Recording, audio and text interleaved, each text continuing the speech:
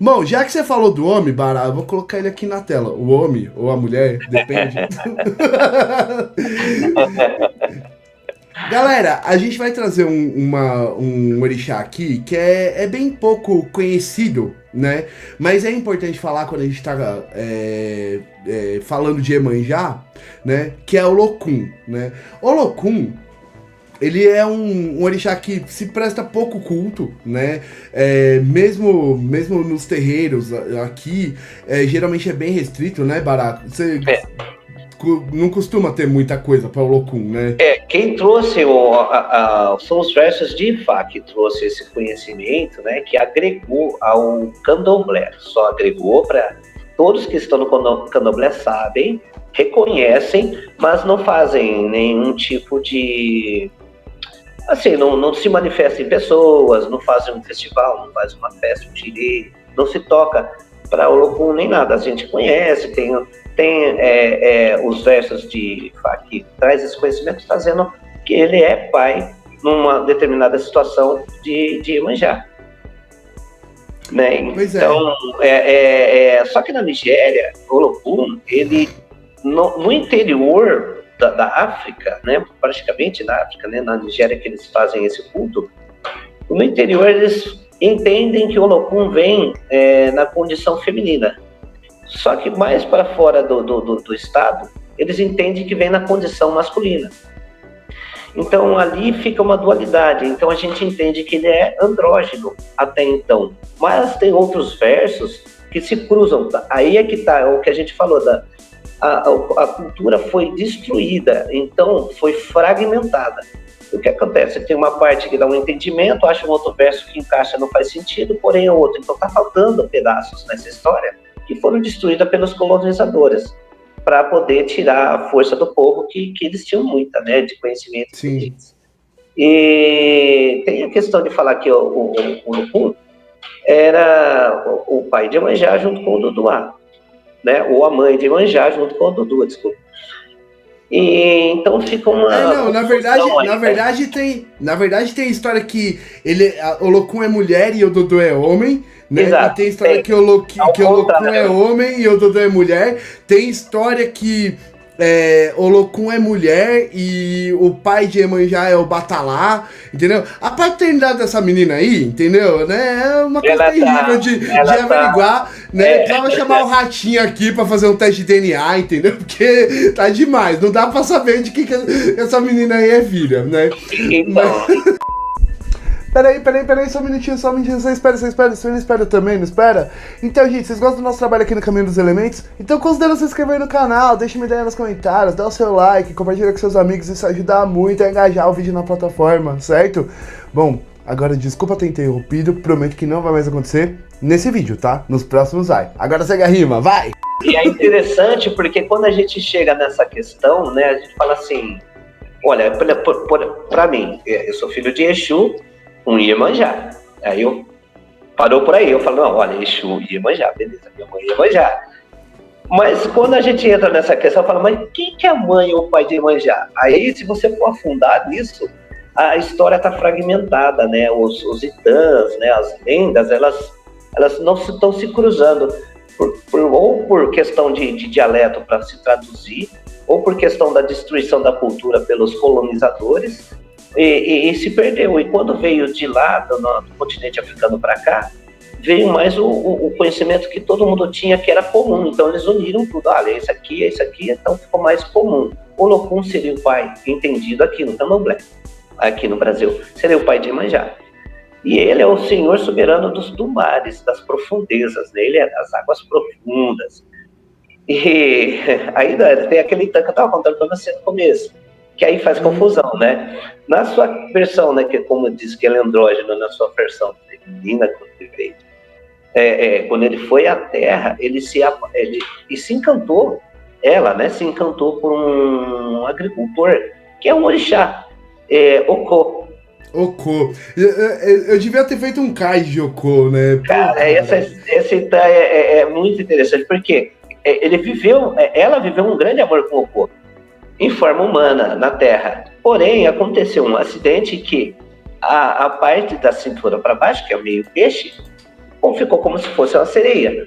Então ela falando para Okô, pelo amor de Deus, não contar o segredo. E Okô contou para a aldeia inteira, e todo mundo tirando sarro, tudo. Então o Olokun, na sua versão feminina, ficou com muita raiva e quis se vingar dos seres humanos. E foi para o mar. O mar começou a subir. Aí entra o entendimento do dilúvio, contado pelos povos Yorubá. E aí sim correram a Orumilá pedindo para que pudesse fazer alguma coisa. E a Orumilá disse: procure Ogum, o maior ferreiro, vá atrás de Ogum e peça para ele fazer uma corrente maior que tiver no mundo.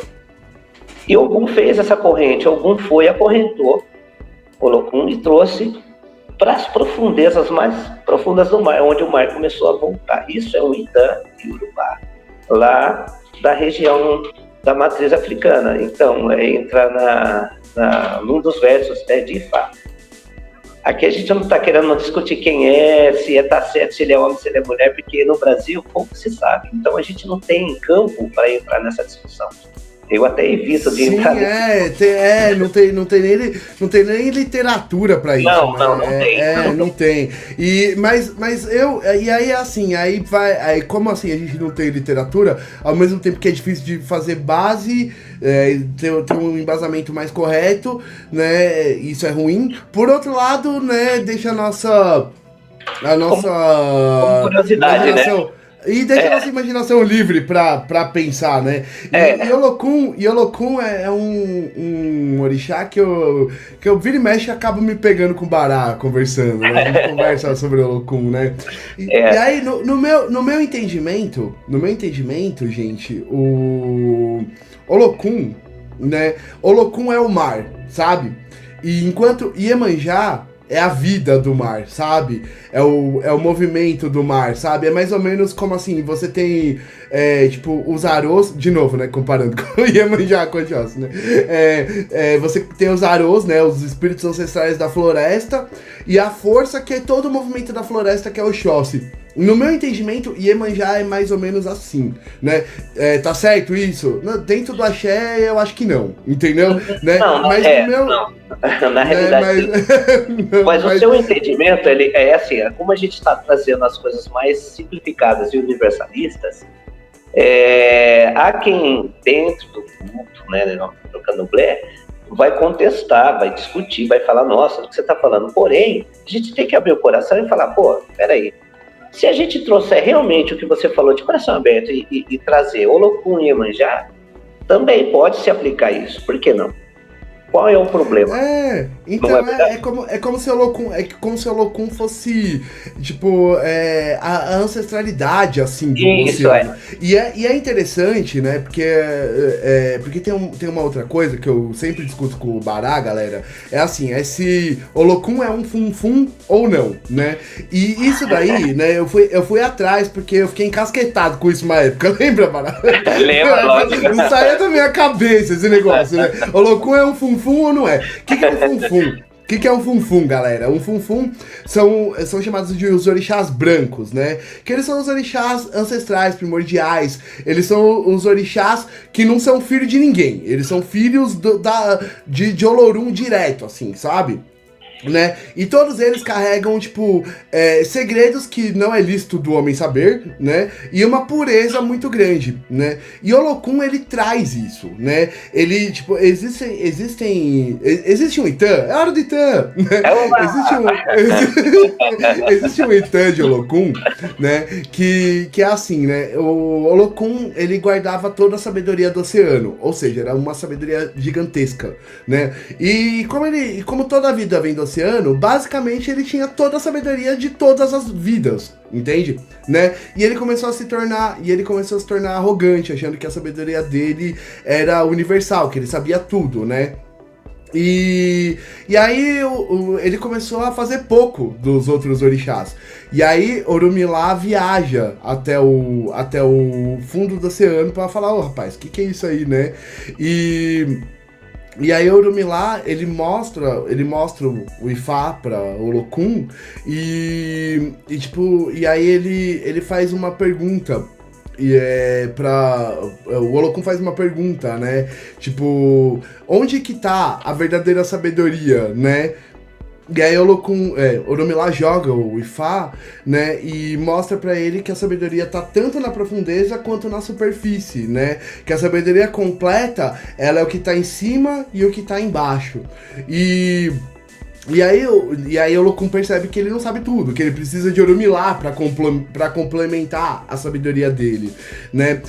E só que assim, existem segredos, existem mistérios, existem poderes contidos dentro do oceano, né, que são tão profundos e tão grandiosos que não é pra gente, entendeu? Não é pra gente humano, entendeu?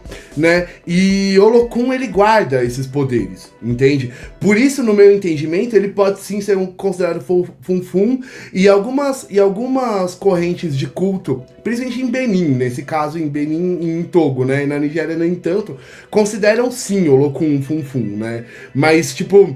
Mas no geral a gente nem fala sobre isso, porque o Olokun quase nem é cultuado no Brasil, então, whatever, né? Daniel caçando sarna pra se coçar, entendeu? É isso aí no fim das contas, porque não tem nada a ver, né? Aqui